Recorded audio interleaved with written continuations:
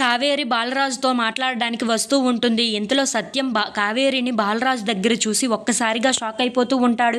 ఏంటి కావేరి బాలరాజు దగ్గరికి వచ్చింది, ఏం మాట్లాడడానికి వచ్చింది అని చెప్పేసి అయితే అనుకుంటూ దొంగచాటుగా చూస్తూ ఉంటాడు.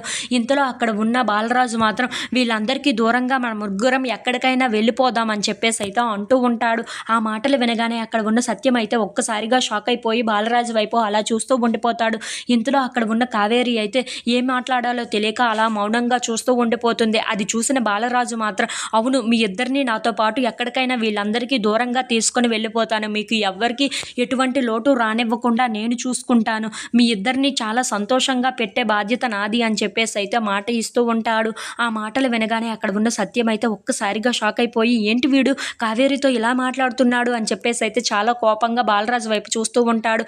ఇంతలో అక్కడ ఉన్న కావేరికి ఏం మాట్లాడాలో తెలియక మౌనంగా చూస్తూ ఉండిపోతుంది.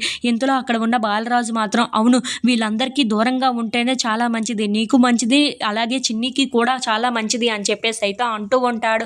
ఆ మాటలు వినగానే అక్కడ ఉన్న కావేరి అయితే, సరే అయితే మన ముగ్గురం ఎక్కడికైనా దూరంగా వీళ్ళందరి దగ్గర నుండి వెళ్ళిపోదామని చెప్పేసి అయితే అంటూ ఉంటుంది.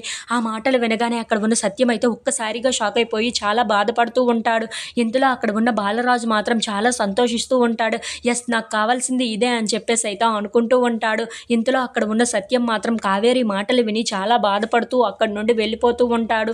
అది చూడగానే అక్కడ ఉన్న బాలరాజు మాత్రం, చాలా థ్యాంక్స్ కావేరి, నాకు కావాల్సింది ఇదే, చాలా థ్యాంక్స్ అని చెప్పేసి అయితే అంటూ ఉంటాడు. ఇప్పుడు కదా మనం ముగ్గురం కలిసి ఉండొచ్చు అని చెప్పేసి అయితే అంటూ ఉంటాడు. ఆ మాటలు వినగానే అక్కడ ఉన్న కావేరి మాత్రం, నేను రావాలనుకుంటున్నది నీకోసం కాదు, చిన్ని కోసం అని చెప్పేసి అయితే అంటూ ఉంటుంది.